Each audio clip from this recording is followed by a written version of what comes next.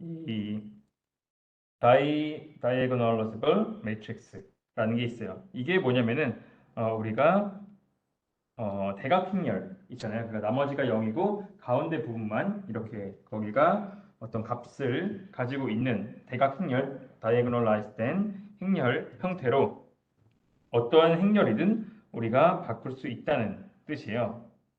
그래가지고 우리가 어떤 A라고 하는 행렬이 있다면은 이 행렬을 V라고 하는 이런 매트릭스랑 그다음에 다이애고널라이즈 된 이 세모로 생긴 D 곱하기 D 매트릭스, 이 델타 형태의 매트릭스, 그리고 이 V의 역행렬로 나타낼 수 있다는 게 다이애고널라이즈블 매트릭스라고 이야기를 할 수 있습니다. 그래서 이거를 구할 때 우리는 기본적으로 아이젠벡터라는 것을 구해가지고 A라고 하는 매트릭스를 이렇게 세 가지의 요소들로 표현한다고 볼 수 있고, 이런 것들은 또 어떨 때 활용되냐면 A의 AX는 B라는 문제를 우리가 풀 때 그거를 이러한 형태로 변형시켜서 푸는 걸로도 볼 수가 있습니다.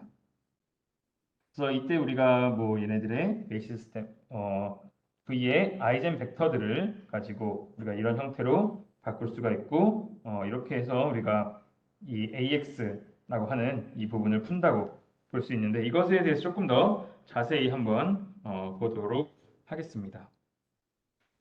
그래서 뭐 이거를 하기 전에 먼저 조금 나오는 부분이 디터미넌트라고 하는 부분이 있어요. 그래서 이 디터미넌트라고 하는 부분은 어떤 의미냐면은 우리가 x라고 하는 xi부터 xn까지의 d 차원의 벡터가 n개의 x가 있고 걔네가 d 차원에 존재한다고 해봅시다. 이랬을 때 우리가 이 얘네들의 x라고 하는 벡터들을 통해서 a라고 하는 매트릭스를 만들 수가 있죠. 그랬을 때 여기서 우리가 디터미넌트라고 하는 것을 정의할 수가 있는데, 디터미넌트라고 하는 것은 뭐냐면 이 x1부터 xn까지 여러 가지 형태들의 벡터가 있잖아요. 그럼 그 벡터들로부터 이루어진 부피, 그 걔네들의 볼륨이라고 하는 그 부피라고 하는 부분을 우리는 디터미넌트라고 이야기를 합니다.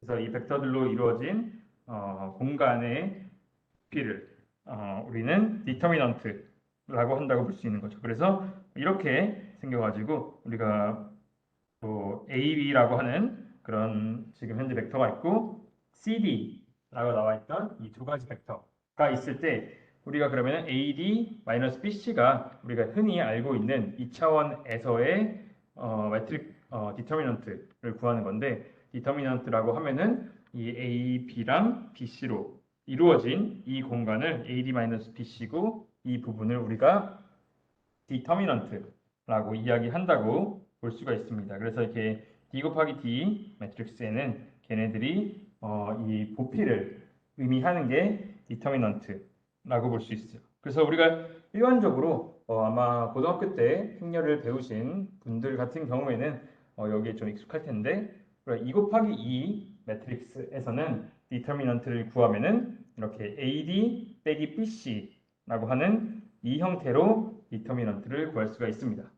그래서 우리가 AD라고 하는 벡터랑 AB라는 벡터랑 BC라는 벡터, 얘네들로 이루어진 공간의 크기가 바로 AD-BC이기 때문에 그 두 개가 일치한다고 볼 수가 있는 거죠.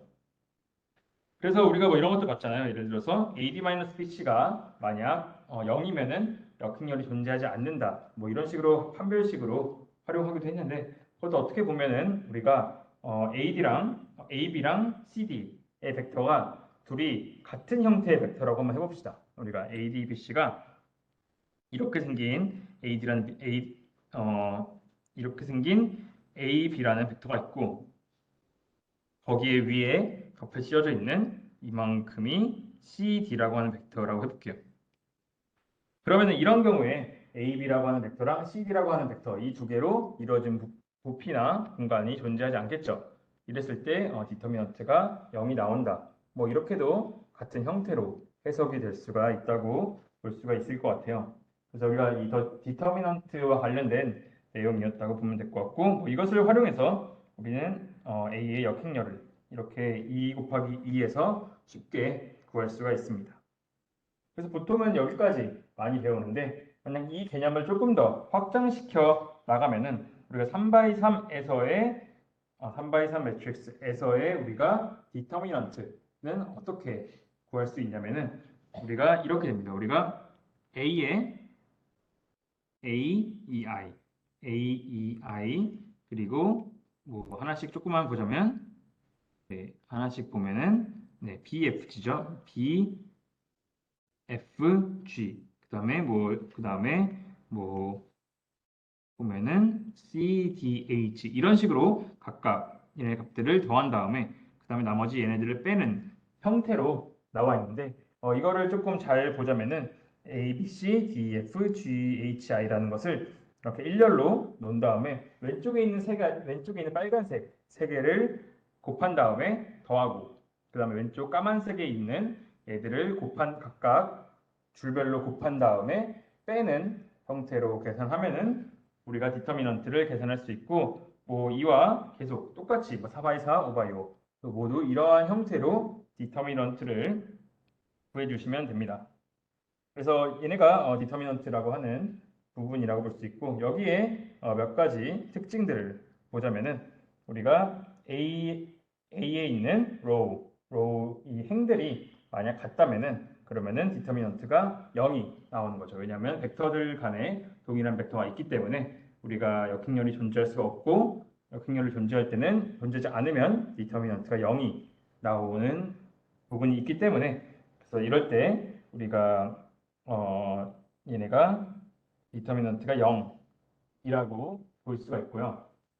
그 다음에 조금 더 나아가서는 만약 A가 뭐 제로나 뭐 제로 로우나 제로 콜럼이 있다. 그러면 당연히 디터미넌트가 0이 되겠죠. 왜냐하면 아예 존재하지 않는 0벡터가 있기 때문에 걔를 활용한 공간은 바로 0이 나오게 되고 그렇기 때문에 이런 경우에도 우리가 없어진다고 볼 수가 있습니다. 그 다음 뭐 트라이앵글러 하면은 우리가 삼각형열의 스타일이면은 가운데 있는 값들을 쭉 곱한 것이 디터미넌트 값이 나오게 되고 뭐 AB랑 BC랑 뭐 이렇게 분배 법칙도 나오고 뭐 트랜스포즈를 해도 디터미넌트 자체는 동일하게 나오는 이런 것들을 디터미넌트의 여러 가지 요소라고 볼 수가 있을 것 같아요. 그래서 이 디터미넌트를 우리가 여러분들 이제 대학원생이니까 제가 어쩔 때 저도 사실은 디터미넌트 같은 경우에는 그렇게까지 많이 실제로 활용을 많이 못 해봤어요. 얘 같은 경우는. 근데 어떨 때 많이 활용했는지 제가 조금 알아보니까 기본적으로 여러 가지 벡터들이 있을 때 그 벡터들을 서로 분산시킬 때 이럴 때 디터미넌트를 우리가 맥시마이즈 하는 형태로 넣는다고 합니다. 왜냐하면 디터미넌트라고 하는 게 아까 봤듯이 어떤 벡터들이 있다면 그 벡터들로부터 이루어진 공간이라고 볼 수 있잖아요. 그러면 그 벡터들이 비슷하면 비슷할수록 그 공간은 작아지게 되겠고 그 벡터들이 넓어지면 넓어질수록 우리 공간이 커지고 디터미넌트 값들이 커지게 되겠죠. 그렇죠? 그래서 이런 경우에 우리가 어떤 각각의 여러 가지 벡터들이 있을 때 그 벡터들을 서로 우리가 좀 다르게 만들 때는 우리가 디터미넌트를 극대화시키는 방향으로 뉴럴 네트워크를 학습을 진행하면은 활용할 수가 있다고 합니다. 뭐 예를 들어서 이런 거죠. 예를 들어서 뭐 1번 벡터가 이렇게 있고 2번 벡터가 이렇게 있고 3번 벡터가 뭐 이렇게 있어요. 그러면은 이 세 가지 벡터들로부터 이루어진 공간들은 굉장히 작겠죠. 왜냐하면 얘네 벡터들이 굉장히 비슷하기 때문에. 근데 만약 이게 1번 케이스고 그리고 2번 케이스 예를 들어서 1번 벡터가 이렇게 생겼고 2번 벡터가 이렇게 생겼고 그리고 3번 벡터가 뭐 이렇게 생겼다. 라고 하면은 얘네들로부터 이루어진 공간은 훨씬 더 커지게 되겠죠. 그래서 디터미넌트는 약간 이런 것들을 의미한다고 볼 수가 있고, 그러면은 실제 머신러닝에서는 어떻게 활용하냐면은 우리가 모델을 가지고 앙상블 할 때 있잖아요. 그렇죠. 앙상블의 핵심은 뭐냐면은 앙상블이라는 건 우리가 모델을 뭐 10가지 만든 다음에 그 10가지 모델들이 각각 어떤 데이터에 대해서 어떠한 판단을 하는지를 고려해가지고 걔네들의 의견을 종합해서 하나의 모델이 되는 게 앙상블 모델이라고 하는데 앙상블 모델 같은 경우에는 우리가 각각의 모델이 서로 다른 결과물을 가지고 있을수록 좋겠죠. 앙상블 모델이 10개의 모델이 모두 똑같은 의견만 가지고 있으면은 어떻게 보면은 걔는 모델 하나 만드는 것과 동일한 효과잖아요. 근데 우리가 앙상블 모델을 고려하는 거는 여러 가지 다른 의견들, 다른 관점들을 취합해가지고 우리가 뭐 민주주의 투표처럼 해가지고 모델을 분류하는 건데 그럴 때는 각자 모델의 특징들이 서로 다르면 좋겠죠. 네. 그래서 이런 것들을 할 때 우리가 그러면 앙상블 모델들 하나하나들의 아웃풋을 벡터로 보고 그 벡터들의 간의 디터미넌트를 우리가 커지게 만들면은 앙상블 모델들끼리 서로 좀 다른 방향으로 학습하게 만드는 그런 형태로 만들 수가 있습니다. 뉴럴 네트워크 같은 것을 네, 만들 때요. 그래서 뭐 이런 경우에 여러분들이 디터미넌트를 쓴다고 볼 수 있고 기본적으로는 디터미넌트는 우리가 얘가 역행렬을 가지는지 판별식이고 이거는 이 벡터들이 구성하는 부피와도 동일한 의미라고 볼 수 있습니다. 그래서 간단히 디터미넌트를 좀 살펴봤고 그 다음에 저희가 볼 거는 우리가 아이젠 벡터라고 하는 부분이 아이젠 벡터. 아이젠 벡터 혹시 다 들어보셨어요? 아이젠 벡터 들어보신 분? 네, 6분. 네, 알겠습니다. 아이젠 벡터는 수식을 한번 그럼 바로 보면은 이게 뭐 고유값, 고유 벡터라고 하는데 우리가 이렇게 생겼죠. AX는 람다 X라고 하는 형태로 생겼습니다. 여기서 보면은 우리가 차원을 조금 보면은 A 같은 경우는 D 곱하기 D의 매트릭스고 아마 X 같은 경우는 D 곱하기 1의 형태가 매트릭스가 나올 거예요. 그러면은 람다는 뭐냐면 스칼라죠. 람다는 스칼라 값이 되고 X 같은 경우는 또 아까 D 곱하기 1의 형태의 매트릭스가 나오게 됩니다. 그래서 이런 경우가 볼 수 있죠. 예를 들어서 우리가 지금 우리가 이 부분이 지금 A고 X고 X인 거죠. 그래서 AX는 람다 X라는 형태로 AX라는 게 어떤 AX가 어떤 X의 실수 배로 나타낼 수 있는 것을 우리는 아이젠 벡터라고 하고 X가 아이젠 벡터고 그럼 여기 나오는 람다는 우리가 아이젠 밸류라고 이야기합니다. 이 경우에는 우리가 아이젠 밸류는 3하고 마이너스 1. 이 두 개가 아이젠 밸류라고 볼 수 있고 그 다음에 1,1이랑 1, 마이너스 1. 이 두 개가 지금 이 데이터에서 아이젠 벡터라고 이야기를 할 수가 있어요. 그래서 여기서 우리가 지금 이 예제에서 아이젠 밸류는 뭐가 되냐면 3하고 마이너스 1이 되고 아이젠 벡터는 1, 1 이거랑 1 마이너스 1 이렇게 두 개가 됩니다. 그래서 뭐 얘 같은 경우는 우리가 좀 해석을 하자면은 매트릭스가 우리 매트릭스는 기본적으로 제가 어떤 벡터를 선형으로 변환하는 선형 변환에 하는 어떤 함수라고 해석할 수 있다고 전부터 얘기를 하고 있는데 얘 같은 경우는 아이젠 벡터는 매트릭스가 어떤 방향으로 좀 뻗어나가게 하는지 이런 것들을 좀 의미하는 게 아이젠 벡터라고 볼 수가 있습니다.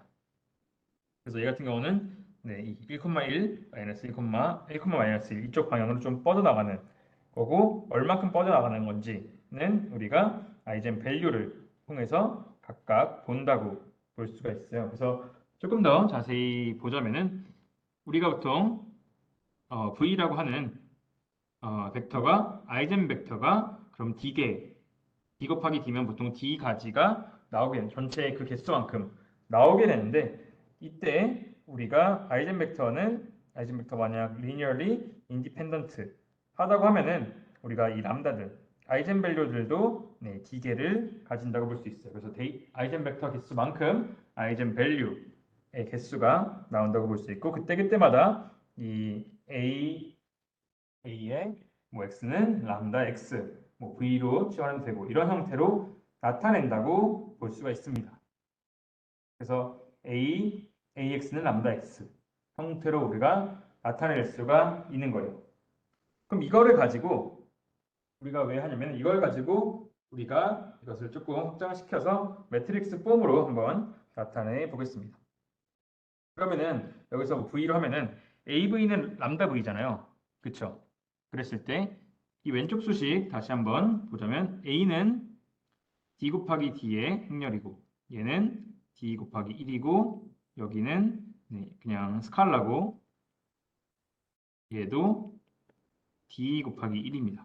그러면은 이렇게 생긴 D 곱하기 D의 A라고 생긴 이 매트릭스랑 그 다음에 아마 이렇게 얇게 생겼겠죠. D 곱하기 1이니까 V1이라고 하고는 람다 곱하기 V 람다 곱하기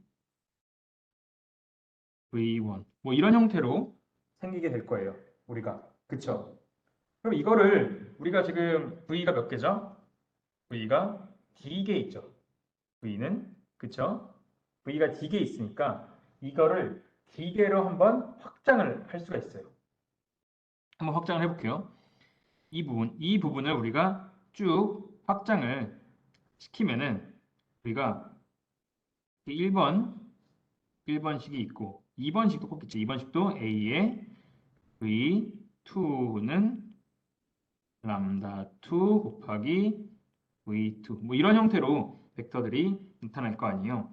이것을 그러면은 이렇게 쭉 D개까지가 있는데 얘네들을 가지고 한번 1번화 시켜서 하나로 나타내 봅시다. 그러면은 A는 D가 있고 D가 있고 그 다음에 여기에 대해서 열 벡터로 나타낼 수가 있는 거죠. V1, V2, VD까지 이렇게 나타낼 수가 있죠. 그렇죠? 이렇게 나타낼 수가 있죠. 얘네들을 쫙 합치면은 그러면은 얘는 뭐가 될까요? 얘는 우리가 알고 있듯이 람다 1 V1 이런 벡터 람다 2 람다 2 V2 해서 람다 D VD까지 나타낼 수가 있습니다. 이런 형태로 우리가 이렇게 아마 나타낼 거예요. 그쵸? 위에 있는 이 1번식, 2번식 얘네들을 쭉 모아가지고 하나의 수식으로 나타내면은 아래처럼 매트릭스 간의 곱으로 우리가 표현을 할 수가 있죠. 그쵸? 그러면은 얘를 가지고 한 번 더 변환하면은 이 부분을 우리가 라지 V라고 합시다. 그러면은 라지 A의 V는 뭐가 되냐면 오른쪽이 되는데 이거는 V에 이렇게 되는 거예요. 얘는 뭐냐? 얘는 뭐냐? 우리가 봤을 때 람다 1, 람다 2, 람다 D 나머지가 0으로 나머지 0 이런 형태로 되어 있는 다이애고널 매트릭스로 볼 수가 있는 거예요. 그렇죠? 우리가 이 V랑 이 람다, 이 델타, 세모랑 V랑 곱하면은 이 형태 오른쪽 위에 있는 저 형태가 나올 거 아니에요. 람다 1 V1, 람다 2 V2 저 형태가 아마도 나오겠죠. 그렇죠? 그렇기 때문에 우리가 이럴 경우에 람다 V는 이 형태로 나타낼 수가 있습니다. 그 다음에 뒤에 이제 이 수식을 나타냈으니까 이제 여기도 좀 틀렸는데 여기는 V의 마이너스 1. 그 역행열을 만약 아이젠벡터가 서로 역행열이 존재한다면 우리가 여기 써 있는 것처럼 linearly independent 아이젠벡터라면 얘네들은 아마 역행열이 존재할 거고 역행열이 존재하면은 뒤쪽에 양변에 곱해주면은 바로 우리가 지금 여기 주황색으로 제가 지금 표시하고 있는 이러한 수식이 바로 나올 수가 있습니다. 그래서 우리가 예를 들어서 A라고 하는 매트릭스를 우리가 아이젠밸류 디컴포지션을 하고 싶다 라고 하면은 아이젠벡터와 아이젠밸류를 구한 다음에 그것을 쫙 묶어가지고 하나로 표현할 수가 있는 거예요. 그래서 여기가 아이젠벡터라고 볼 수가 있습니다. 그래서 뭐 정의를 조금 더 보자면은 V가 리니어리 인디펜던트한 아이젠벡터라고 했을 때 우리가 저 형태로 우리가 다이애고널한 형태로 바꿀 수가 있다고 볼 수 있고, 이거는 뭐 원래 있던 거에 베이시스를 좀 체인지하고 하는 매트릭스로 볼 수가 있는 거죠. 그래서 두 가지의 베이시스와 그 다음에 걔네 간의 다이애고널 매트릭스, 얼만큼 얘네들의 가중치가 붙은지, 스케일링이 각각의 요소들에 대해서 V1, V2에 대해서 얼마나 요소가 들어가는지 이런 것들을 보는 거라고 볼 수가 있겠습니다. 그 다음에 뭐 렘마를 본다면은 그래서 걔네들의 곱들은 우리가 다이애고나이즈블 매트릭스의 디터미넌트는 아이젠밸류의 뭐 곱들과 똑같다. 뭐 이거는 뭐 어떻게 보면 좀 당연한 얘기라고도 볼 수 있고, 그 다음에 만약 그러면은 우리가 계산을 했는데 아이젠밸류를 계산했는데 지로 아이젠밸류가 나왔어요. 아이젠밸류가 0인 값이 나왔다고 볼 수 있습니다. 그러면은 아이젠밸류가 만약 0이라는 뜻은 우리가 지금 디터미넌트가 0이라는 뜻인 거죠. 그렇죠? 그럼 디터미넌트가 0이면은 우리가 가지고 있는 A라는 매트릭스는 역행열이 존재하지 않는다. 여기까지 나아갈 수가 있습니다. 그래서 아이젠벡터를 구했을 때 아이젠밸류가 0이 나온다 하면은 얘는 역행열이 존재하지 않는다랑 동일한 말이라고 볼 수가 있는 거죠. 여기를 보시면 렘마 3.3에서 나온 건데 디터미넌트 DTA를 해보면은 DTA를 해보면은 얘는 A라는 게 V 이거 V 이렇게 나오는데 여기서 있는 게 람다 1, 람다 2, 람다 n 이라고 했을 때 얘는 람다 1 곱하기 람다 D죠. 람다 D까지인 거죠. 람다 D까지 곱하는 건데 만약 이 중에 람다가 하나라도 0이 있으면은 디터미넌트가 0이 나오기 때문에 우리가 이렇게 볼 수가 있습니다. 그래서 이거는 우리가 또 똑같은 의미로 이럴 때 풀랭크를 가진다. 만약 얘네가 아이젠밸류 0, 제로 아이젠밸류가 없으면은 전체의 풀랭크를 가진다 라는 말과 또 더 동일하게 우리는 해석을 할 수가 있습니다.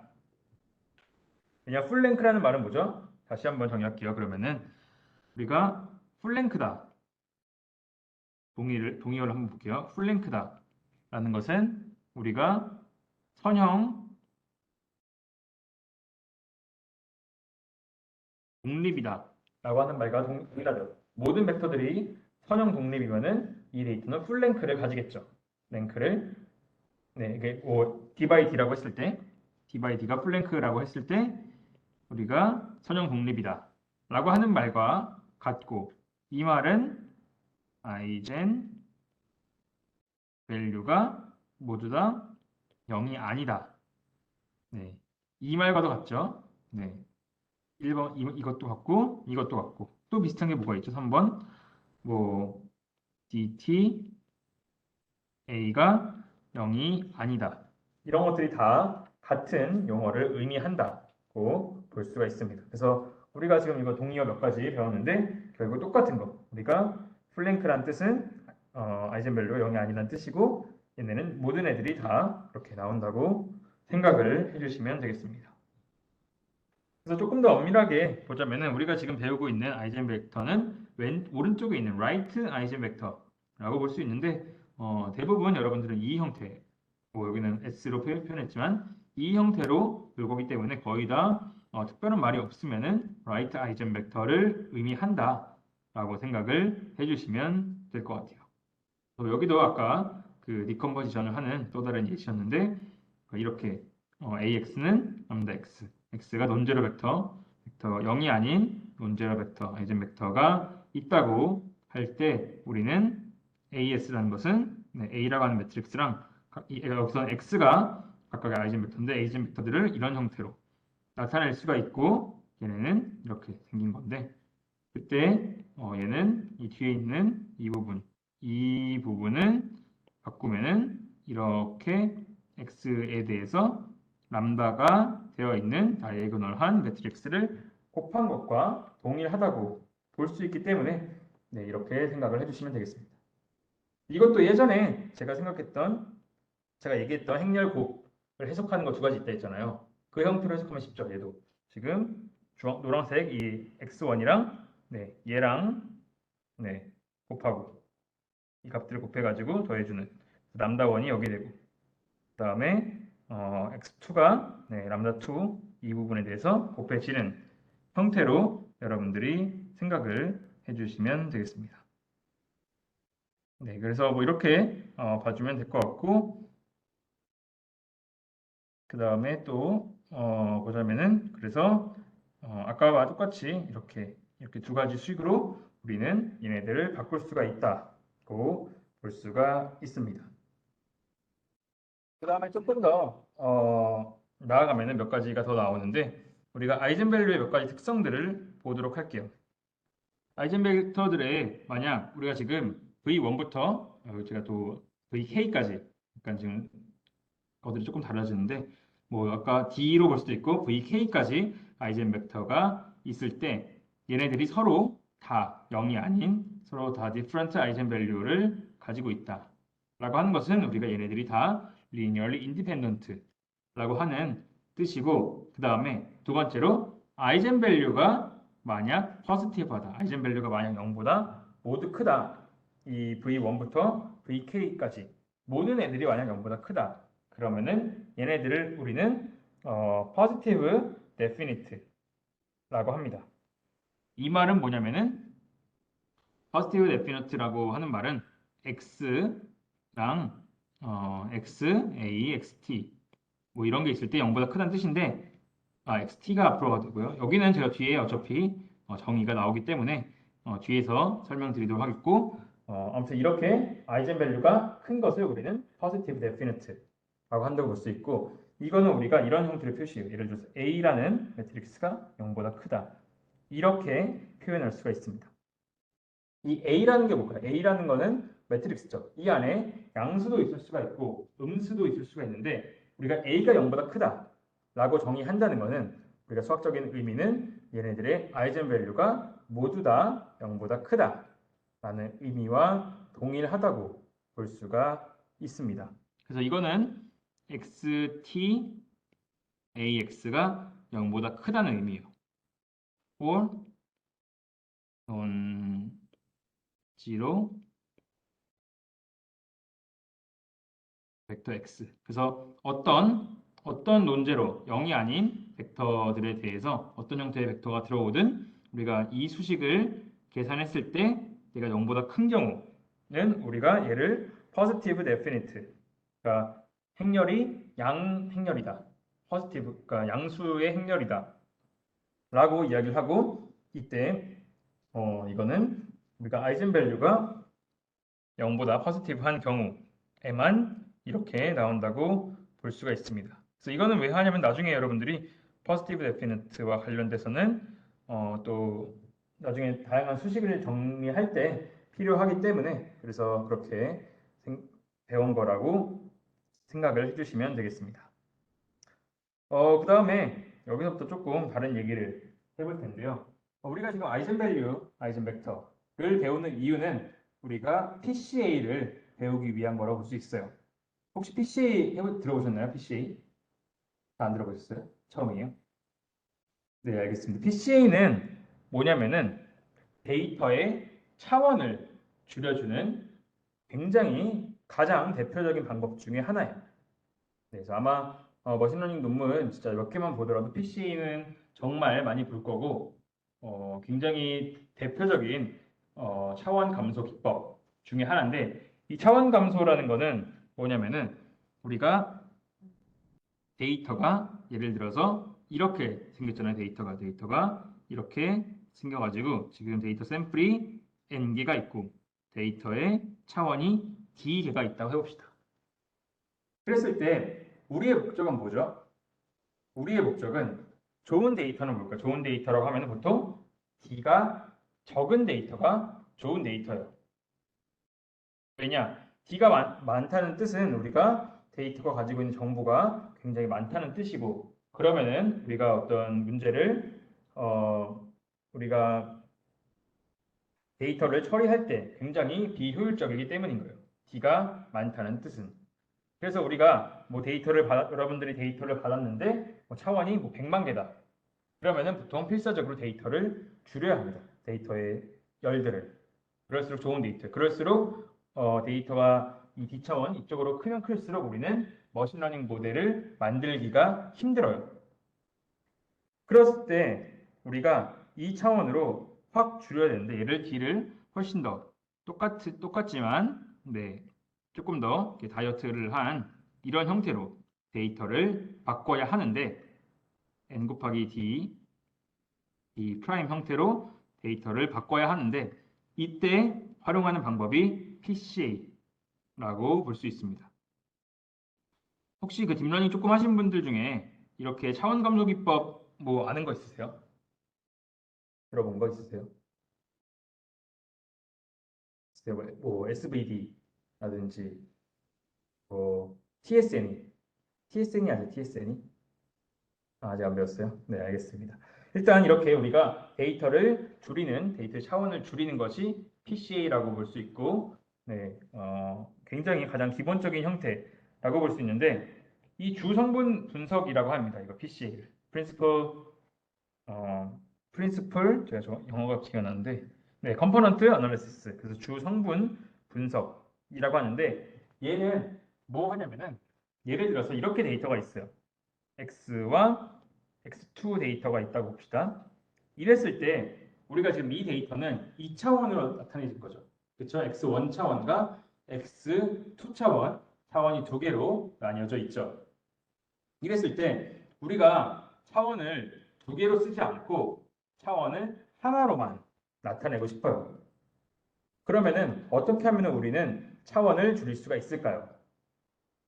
이때 봤을 때 우리가 예를 들어서 이렇게 쓰지 말고 이 축으로만 우리가 데이터를 보면은 어느 정도 대충 볼 수가 있겠죠. 우리가 이쪽 축으로만. 그러니까 지금 대표적인 축이 이렇게 지금 주황색 축이랑 이렇게 빨간색 축, 이렇게 PC1과 PC2 두 가지 축으로 나타낼 수가 있어요. 데이터를. 그랬을 때 우리가 이 노란색, 그러니까 주황색 선으로 우리가 X1과 X2를 나타내면은 어느 정도 X1과 X2의 정보를 모두 다 담을 수 있는 것이 우리가 주황색 방향이라고 볼 수가 있는 거예요. 다시 예를 들어서 더 쉬운 예시로 X1이 학생들의 수학 점수고 X2가 영어 점수라고 해볼게요. 학생들 점수가 이렇게 있는 거죠. 그렇죠? 근데 제가 이 데이터를 가지고 가져갔더니 선생님이 이렇게 영어 수학 점수 둘 다 보지 말고 그냥 통합된 지표 하나로 학생들을 그냥 줄 세우자 라고 어떤 분이 얘기를 한 거예요.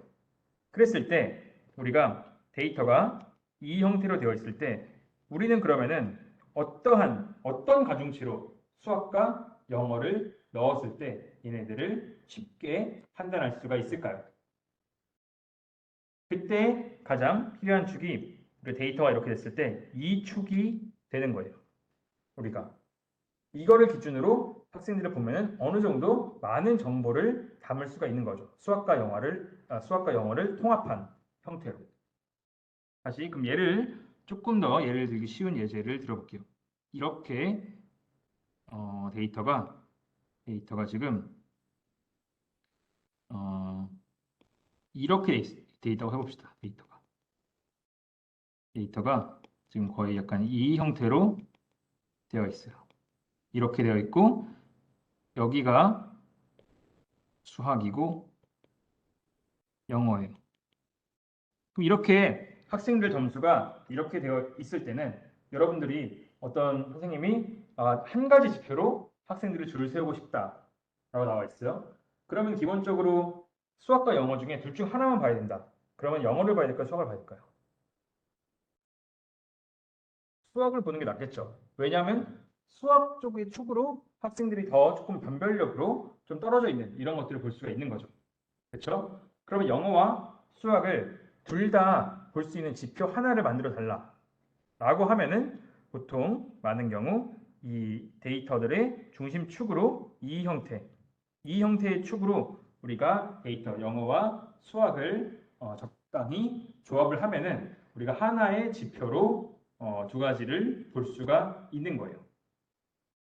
그래서 이게 바로 우리가 볼 수 있는 차원 감소의 가장 핵심적인 원리라고 보시면 됩니다.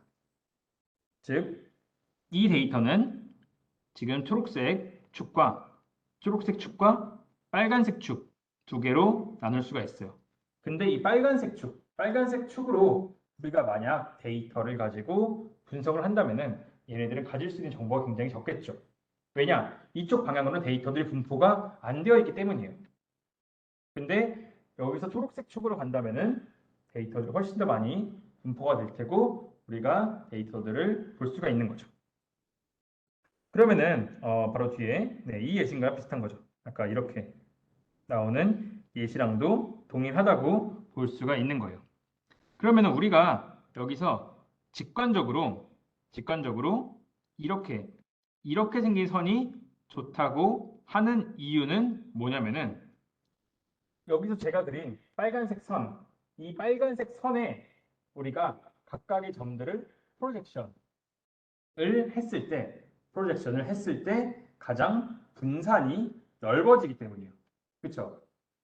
이 데이터를 지금 빨간색은 있으니까 이 데이터를 제가 이 데이터들이 많이 있는 초록색 이 선에 각각 우리가 이렇게 프로젝션을 시키면은 우리가 분산이 가장 커지는 방향이라고 볼 수가 있는 거죠. 그걸로 보면은 데이터들을 더 구분하기가 쉽겠죠. 우리가 머신러닝을 할 때 가장 중요한 부분은 머신러닝은 데이터를 구분하는 문제를 푸는 거예요. 그렇죠? 머신러닝이 뭘까요? 우리는 데이터를 봤을 때 어떤 학생이 뛰어난 학생인지 어떤 학생을 대학에 합격한 학생인지 각각 데이터 하나하나에 대해서 판단을 하는 거잖아요. 그렇죠? 그럼 그 데이터들이 어느 정도 떨어져 있으면 좋겠죠. 완전 물려 있는 것보다는. 그렇죠? 그래가지고 이렇게 저차원에서 초록색 선에 대해서 나타내면 좋은 거예요. 그래서 어떻게 하면 우리는 어떻게 하면은 가장 분포가 멀리 떨어져 있는 그런 축을 찾을 수가 있는가라는 문제로 이 문제가 바뀌게 되는데 이때 우리가 볼 수 있는 게 바로 공분산 행렬이라는 것을 봐야 합니다. 공분산 행렬은 뭐냐면은 우리가 이렇게 키와 몸무게 데이터가 있다고 해볼게요. 키와 몸무게 데이터가 있을 때 각각 이 원본 데이터에서 키의 평균, 몸무게의 평균을 키 평균과 몸무게의 평균을 빼면은 우리가 각각 사람이 내가 평균보다 몇 센치 키가 크고 몇 킬로 몸무게가 덜 나갔고 이런 것들을 측정할 수가 있겠죠. 그렇죠? 그럼 얘를 가지고 우리가 공분산 행렬 우리가 전에 봤던 거의 그라메트릭스 기억나세요? 그라메트릭스? 네. 이 XTA라고 하는 것을 우리가 그라메트릭스라고 한다고 말씀드렸는데 그라메트릭스 형태로 공분산을 한번 계산을 해볼 거예요. 그래서 아까 지금 얘를 구했잖아요. 우리가 이 1번 사람이 평균보다 4cm 더 크고 8kg 더 몸무게가 더 나가고 이런 데이터를 X라고 했을 때 이 XTA로 계산해서 이렇게 만들 수가 있습니다. 우리가 이 공분산 행렬은 뭐냐면은 얘네들을 XTA에서 데이터가 5개니까 5로 나눠주면은 이 형태의 수치가 나오는데 이 수치가 의미하는 바는 뭐냐면은 108. 얘는 뭐냐면은 우리가 알고 있는 키의 분산이에요. 키의 분산이에요. 왜냐? 이거 뭐죠? 여기 이 부분 제가 초록색 지금 색칠하고 있는 이 부분과 이 부분을 각각 제곱해서 더한 다음 평균으로 나눈 건데 이 값들은 각각 키 변수를 x로 넣고 몸무게를 y라고 놓으면은 얘는 x 빼기 x 바에 제곱해서 n으로 나눈 거죠. 지금 108이라고 하는 값은 그렇죠. 그렇기 때문에 여기는 키의 분산 146은 네, 몸무게의 분산이 되고 그럼 과연 이 85.2는 뭘까? 라고 해서 보면은 85.2는 우리가 x축과 y축의 키와 몸무게의 공분산이라고 이야기를 할 수가 있습니다. 얘네들은 x축과 y축 방향으로 같이 퍼진 정도를 의미하는 게 공분산이라고 해요. x가 이만큼 움직였을 때 y가 얼마나 같이 비슷한 형태로 퍼져 있는가. 분산이라는 게 뭐냐면 x축 방향으로 퍼진 정도죠. 네, 퍼진 정도고 여기는 키가 얼마나 퍼져 있는지 키의 분산, 몸무게의 분산 얘네는 85.2는 공분산이라고 볼 수가 있어요. 이랬을 때 우리가 이 공분산을 활용해서 우리가 그러면 어떻게 하면은 가장 적절한 이 선을 구하냐가 문제로 바뀌었다고 볼 수 있는데 이 고유값 아이젠밸류라고 하는 것을 조금 해석을 다시 해보자면은 행렬이라는 것은 아까 얘기했듯이 벡터를 또 다른 형태의 벡터로 바꾸는 것이 행렬에다가 벡터의 매트릭스를 곱하는 거라고 봤어요. 근데 이때 어떤 벡터, 어떤 특이한 벡터를 곱하면은 행렬을 변환시키면 평행한 형태의 벡터를 출력하는 거예요. 그래서 아까 예를 들어서 뭐 이런 형태의 매트릭스는 곱하면은 항상 어떤 형태의 값이 들어오든 1 곱하기 1 이쪽 형태의 벡터로 나온다는 거죠. 그래서 이런 거를 우리는 아이젠 벡터라고 한다고 전에 이야기를 했는데 이것을 토대로 이 고유 벡터, 즉 이 아이젠 벡터라고 하는 것은 우리가 얘네가 벡터의 어떤 축으로 나타나고 있는지 방향을 나타난다고 볼 수가 있어요. 그래서 이 고유 벡터라는 것은 데이터가 결국엔 어떤 방향으로 아까 1, 2, 1, 2 같은 경우는 이 형태 아이젠 벡터는 얘네가 퍼진 방향 기본 기저라고 볼 수 있는데 기본 벡터가 어떤 형태로 퍼져 있는지를 나타낸다고 볼 수가 있는데 근데 그러면 우리가 아까 공분산 행렬을 구했잖아요. 그렇죠? 그럼 공분산 행렬의 고유 벡터를 구하면은 걔는 데이터가 어떤 방향으로 분산이 되어 있는지 이거를 보여주는 예시라고 생각할 수가 있습니다. 분산이라는 게 공분산이라는 게 어떤 형태로 얘네가 퍼져 있는지를 보여준 거니까 그것의 고유 벡터를 구하면은 얘네가 어떤 방향으로 퍼져 있는지를 찾을 수가 있는 거예요. 그래서 데이터가 이 아래에 있는 그림처럼 파란색으로 이렇게 되어 있는 경우 우리가 고유 벡터를 구하면은 이렇게 노란색 방향으로 나아가게 되고 이 노란색 방향이 데이터가 가장 많이 퍼진 점이라고 볼 수 있어요. 두 번째는 그리고 아이젠 벡터들은 서로 수직되게 나오게 되는 두 번째 고유 벡터는 빨간색 형태로 벡터들이 나오게 되는 거고요. 그래서 고유값 아이젠밸류라는 것은 고유 벡터 방향으로 얼만큼 내가 퍼져 있는지 정도를 얘기하는 거고 그 다음에 고유 벡터는 그 방향을 의미한다고 볼 수가 있습니다. 이거를 기반으로 수학적으로 제가 PCA를 조금 쭉 정의를 한번 해볼 텐데 우리가 한번 따라 보시죠. 따라 보면은 우리가 데이터가 지금 단위가 2고 데이터가 x라고 했을 때 우리가 데이터의 단위 벡터 봤을 때 얘네들의 공분산 데이터의 베리언스를 보면은 데이터가 이렇게 생긴 것을 볼 수가 있습니다. 그래서 x 본인과 본인의 평균, x 빼기 평균을 해서 제곱을 해서 개수로 나눠주면은 우리가 얘네들의 베리언스, 데이터의 베리언스를 볼 수가 있는 거죠. 이랬을 때 우리가 데이터의 평균은 0이라고 데이터를 변환했다고 가정하면은 우리가 데이터의 분산은 이 형태로 나오게 되고 이거를 매트릭스 형태로 표시하면은 아까 우리가 했던 것처럼 XTX 형태로 우리는 베리언스를 나타낼 수가 있습니다.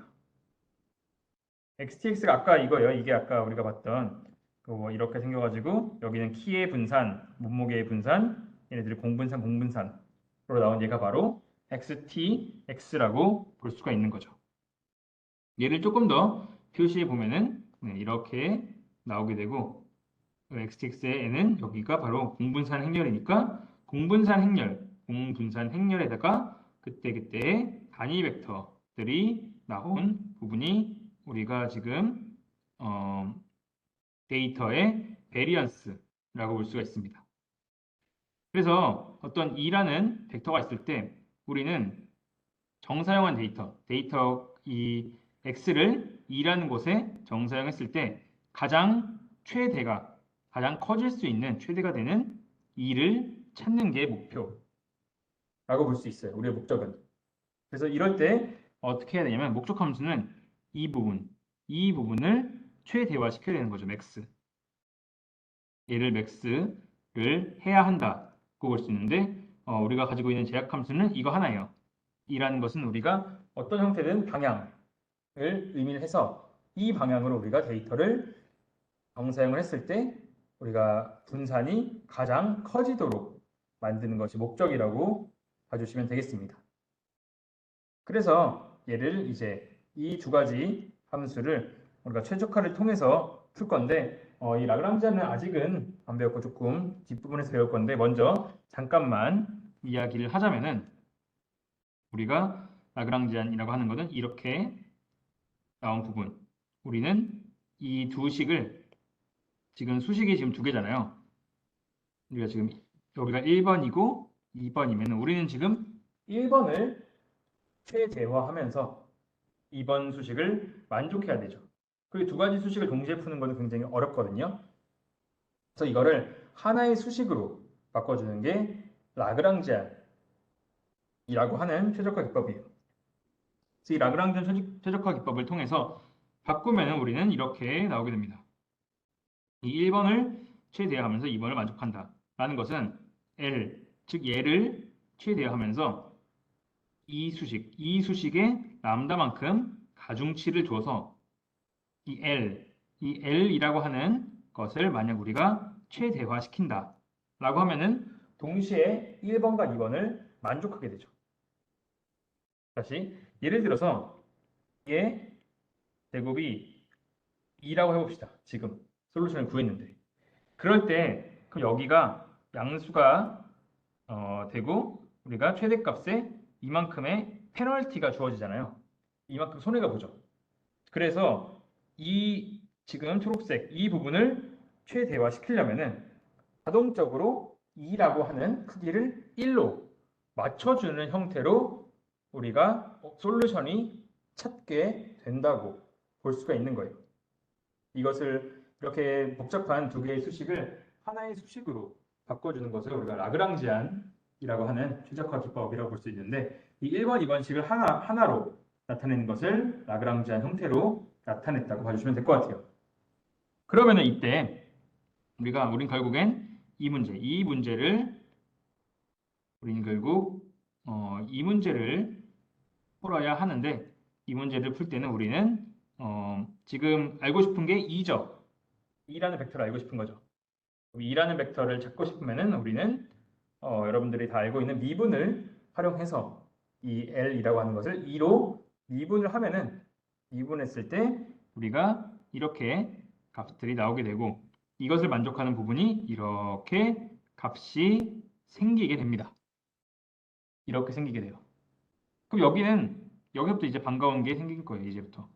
이거 뭔가 어디선가 많이 본 것 같지 않아요? 네. 여기까지. 네, 이거 뭔가 익숙하죠? 아닌가요? 얘가 바로 우리가 보면은 얘가 바로 아이젠밸류잖아요. 그쵸?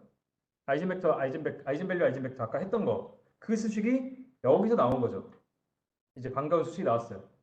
그래서 이 수식을 보면은 우리가 여기서 구한 이가 바로 우리가 알고 있는 그 형태, 우리가 알고 있는 가장 최적의 정사용한 형태다라고 봐주면 될 것 같습니다. 그래서 이렇게 수학적으로 정의를 하면은 우리가 주 성분 분석을 해서 가장 대표적인 축의 차원을 구할 수가 있는 거예요. 네. 그래서 이렇게 전개가 됐다고 봐주시면 되겠습니다. 다시 여러분들 좀 처음 들으면 좀 어려울 수 있어서 다시 설명해 드릴게요. 처음부터. 다시. 이게 지금 두 가지 해석인데 결국 우리의 목적, 우리의 목적, 수학 점수와 영어 점수와 국어 점수가 있을 때 파란색 점이 학생들이죠. 학생들 100명. 그쵸? 그때 우리는 얘네들을 한 줄로 줄 세워서 시상식을 하고 싶은데 근데 어떻게 할지 뭐 국어 선생님은 국어를 6대4로 하자. 뭐 영어 선생님은 뭐 영어를 6대4로 하자. 이렇게 서로 주장할 거 아니에요. 그럼 우리가 찾고 싶은 거는 어떤 선을 찾을까?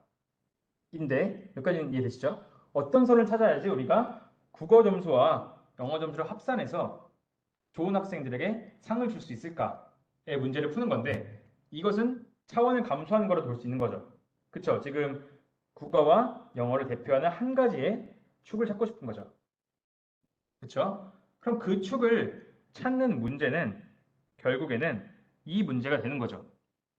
어떤 이 축을 찾고 싶은데 이 축의 방향을 2라고 하는 거예요. 2. 그래서 우리는 2를 찾고 싶은 거죠. 우리가 우리는 네, 2부터 초록색을 찾고 싶다. 이게 지금 우리의 큰 목적이에요. 우리는 2를 찾고 싶어요. 여기까지 이해되시죠? 네. 그러면은 2를 찾고 싶은데 2는 어떠한 성질을 가져야 할까를 누가 물어보겠죠. 그러면은 어떤 사람이 A라는 사람이 2를 찾고 싶어요. 그럼 B라는 사람이 돼서 그럼 어떤 일을 찾는지를 물어보겠죠. 그럼 2는 어떤 성질을 가지고 있어야 할까요? 2가 가지고 있는 것은. 그랬을 때 데이터가 X라고 했을 때 X2 이건 뭐죠? X라는 데이터를 2에 정사형시킨 부분의 값이라고도 볼 수가 있는 거예요. 우리가 이라는 벡터로 X2는 얘네들을 여기다가 표현한 그때그때의 값이라고 볼 수가 있는데 왜냐하면 내적했을 때 이만큼의 크기가 바로 우리가 이 내적한 부분이라고 볼 수 있잖아요. 그래서 x2가 정사형을 시킨 값들의 위치라고 볼 수 있어요. 그러면은 x2는 얘네들을 각각 이 선으로 내렸을 때 그 위치가 x2가 되는 거죠. 그렇죠? 그러면 우리가 어떤 이냐면은 우리는 x2, x2 했을 때 네, 그러니까 x2로 우리가 정사형을 내렸을 때 x의 분산이 최대가 되게 만드는 거예요. 우리의 목적은 x2의 분산이 최대가 된다. 라고 해야지 아무래도 좋겠죠. 그렇죠. 그래야지 학생들끼리 조금 쫙 퍼질 테고 그래야지 누가 뛰어난지 누가 못하는지 이런 점들을 우리가 쉽게 파악할 수가 있는 거잖아요. 그럼 이건 어떤 의미죠? 이거는 우리가 가장 분산이 많이 떨어져 있는 그쪽 축을 찾는 거죠. 그 축을 찾는다는 게 바로 우리가 주성분을 찾는다라는 건데 그러면은 오케이 여기까지 알겠어요. 그러면은 x의 분산이 최대가 되게 만드는 건데 여기서 조금만 더 나아가면은 그럼 여기서 우리의 목적 max 어 x2 네 x2의 다시 max 네, x2의 베리언스를 우리는 최대화시켜야 되는 거예요. 네. 근데 하지만 조건이 있죠. 조건이 뭐가 있죠? 서치된. 근데 그냥 이가 아무거나 되면 안 되잖아요. 이에는 조건이 붙은 거예요. 이는 뭐냐? 단위 벡터인 거예요. 이의 크기가 1인 우리는 결국 그래서 이 문제를 푸는 거죠. 이 문제를 푼다고 볼 수 있는 거예요. 네. 이 문제를 풀어서 결국에는 네, 여기까지 와서 이 문제를 풀어봤을 때 우리가 이것을 어디죠? 네, 이 문제를 푼다고 했을 때 얘를 우리는 라그랑지안이라는 형태로 수식을 하나로 줄이고 그것에 대해서 우리가 미분해서 2를 찾으면은 결과값이 우리가 아까 계속 배웠던 굉장히 익숙한 형태의 값이 나옵니다. 그래서 이것을 풀면은 우리가 2를 구할 수가 있고 2라는 방향은 데이터가 이렇게 많이 있을 때 그 데이터의 분산을 최대화시키는 부분이라고 볼 수가 있는 거죠. 네. 그러면은 조금 실질적으로 그러면은 실질적인 얘기를 해볼게요. 그럼 우리가 해야 되는 게 데이터 x가 있어요. 데이터 x n 곱하기 d 차원의 데이터에 x가 있어요. 네, n 곱하기 d에 x라는 뭐 데이터가 있어요. 굉장히 큰. 그랬을 때 이 n 곱하기 d라고 하는 이 x 데이터의 주 성분을 찾고 싶어요. 얘를 어떤 축으로 정상화시켜야지 우리가 가장 차원을 확 줄이면서 좋은 축을 찾을 수 있을지를 보고 싶어요. 그러면 어떻게 해야 될까요? 아까 제가 굉장히 익숙한 식이 나왔다 했죠. 그 식이 어떻게 생겼냐면 x니까 뭐라고?